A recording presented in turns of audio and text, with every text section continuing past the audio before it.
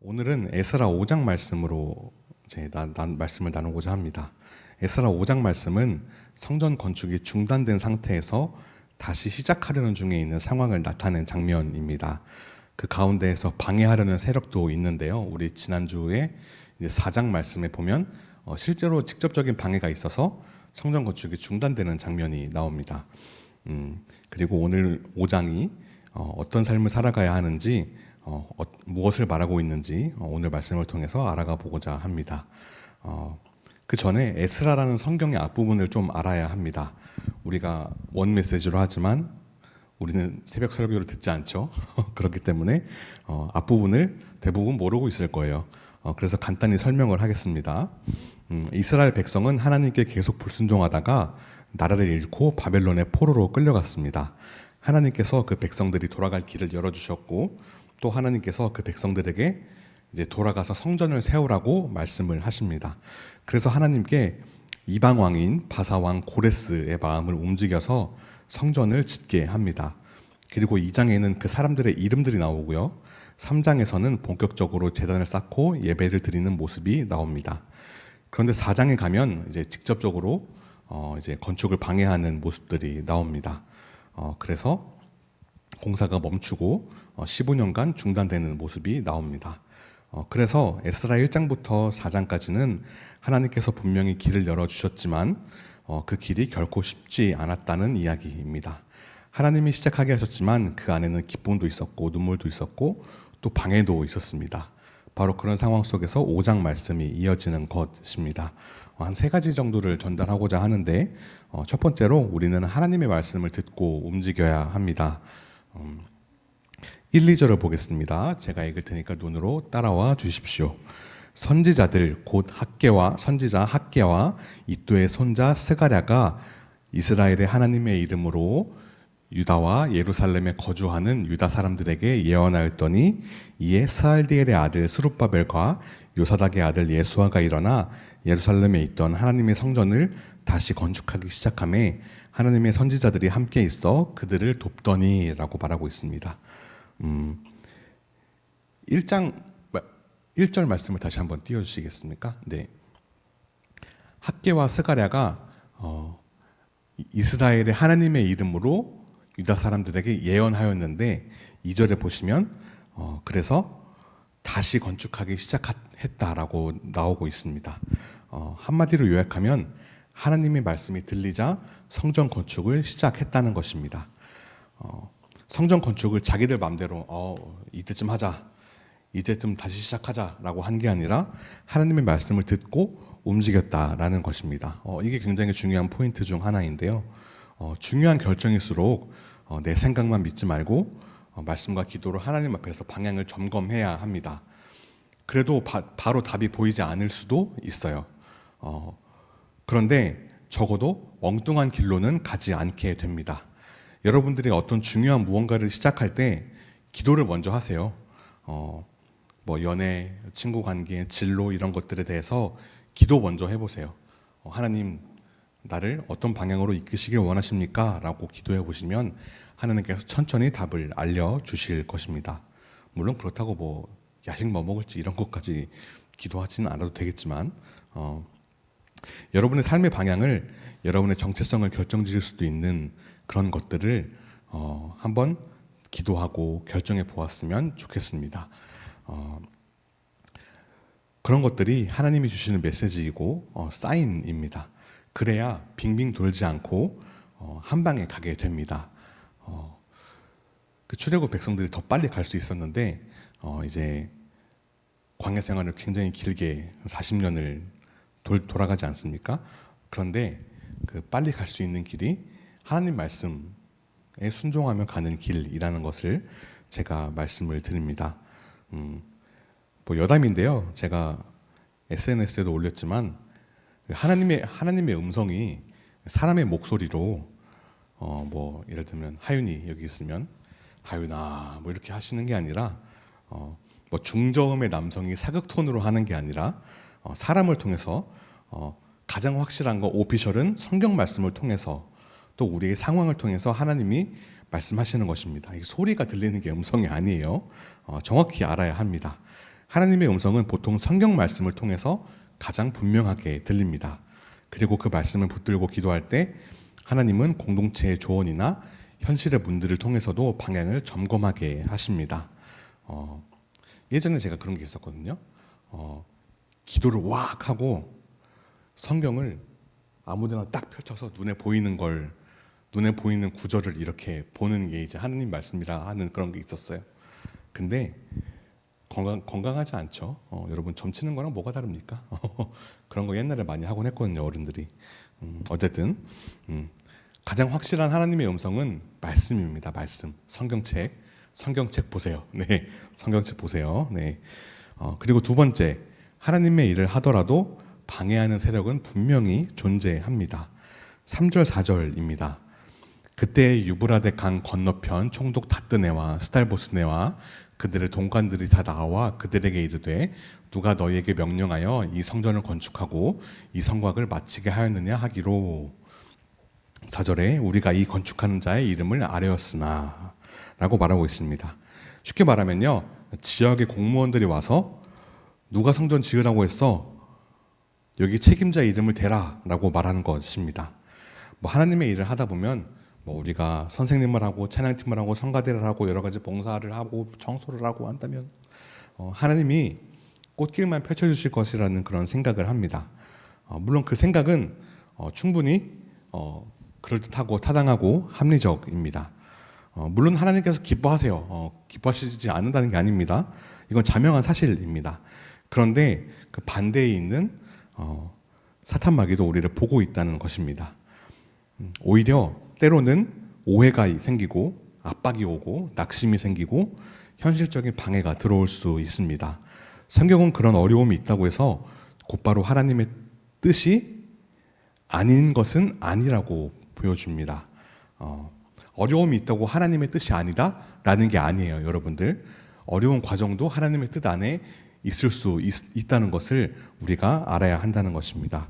모든 케이스를 다 이야기할 수 없고 제가 다 알지 못하지만 특별히 우리가 예배 드리는 것처럼 이렇게 수련회나 이런 자리처럼 은혜의 자리에 있다가 나올 때 더 그런 케이스들이 많아지는 것 같아요. 지금 이제 영적으로 지금 공급받고 있는 상황이잖아요. 우리는 지금 영적으로 플러스가 된 상태를 어떻게든 끌어내려고 낮추려고 사탄 마귀가 별수를 다 씁니다. 우리 힘으로는 이길 수 없어요. 우리가 싸워야 할 것은 이제 성경에 보면 혈과 육, 우리의 어떤 감정이나 사람이 아니라 하늘에 있는 공중 권세 잡은 자라고. 공중의 권세 잡은 자가 누굴까요? 마귀입니다. 마귀라는 것입니다.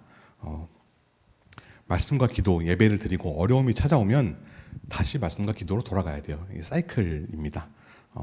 공격을 안 받고 살 수는 없습니다. 그래서 우리의 감정이나 상황들이 어려워지면 인간적인 눈으로 보기보다 한 발짝 떨어져서 영적인 눈으로 관찰하고 볼 수 있었으면 좋겠어요. 그러기 위해서 말씀을 듣는 것 아니겠습니까? 부탁을 드리겠습니다. 제가 옛날에 수련회에 갔는데 이제 고1 때였어요. 한 14년 전 이제 수련회에 갔는데 이제 막 찬양하고 기도하고 이제 좀 약간 뜨거워졌어요. 그런데 목사님이 그런 말씀하더라고요.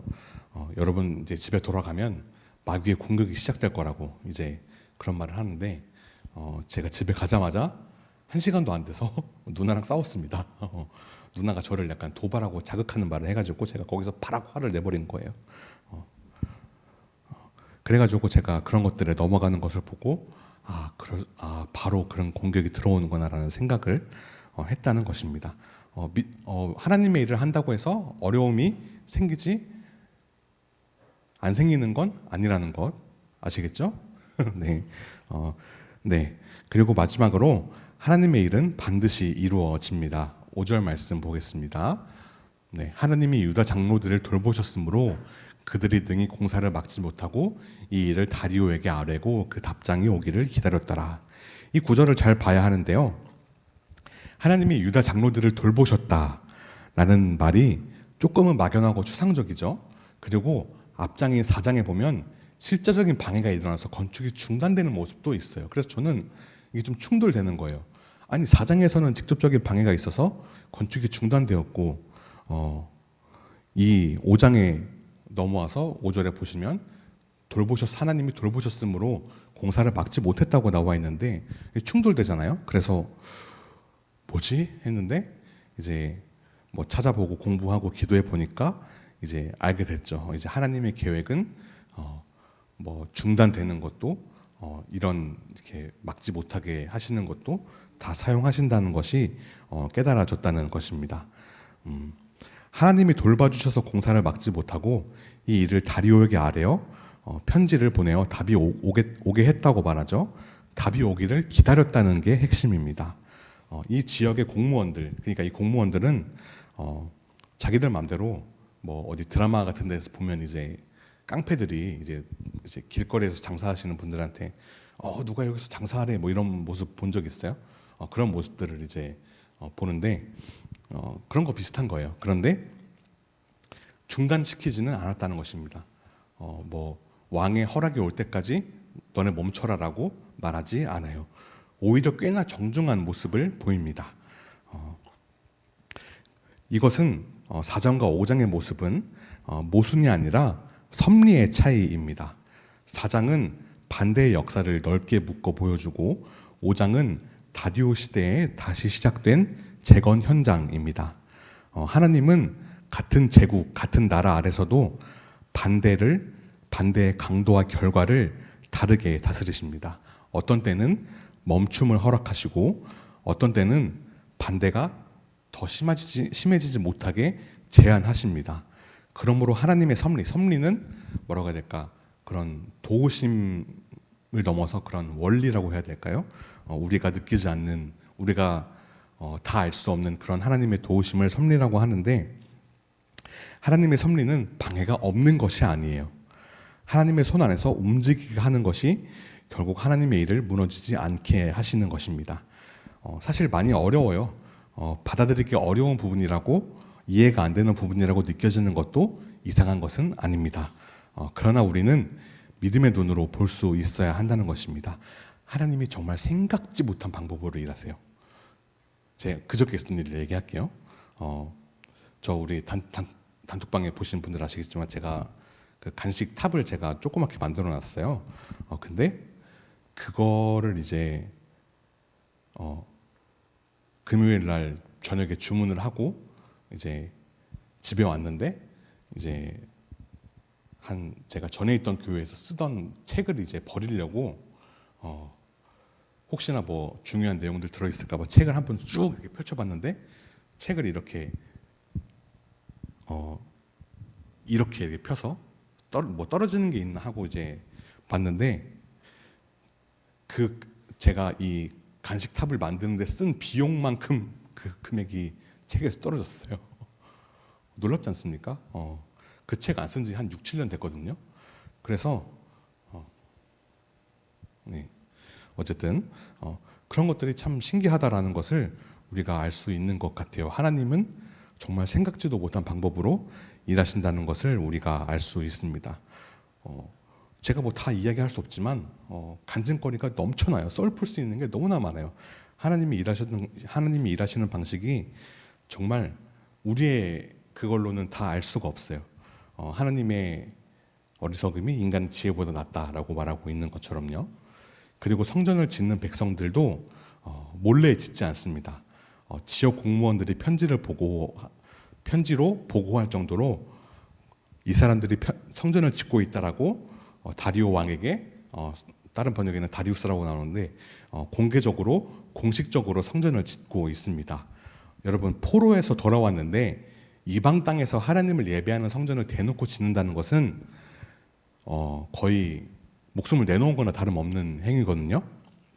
굉장히 큰 믿음과 담대함입니다. 우리가 이걸 통해서 알 수 있는 것은 우리가 그리스도인인 것이 부끄럽지 않았으면 좋겠습니다. 물론 그에 맞는 삶은 하루아침에 완성되지 않습니다.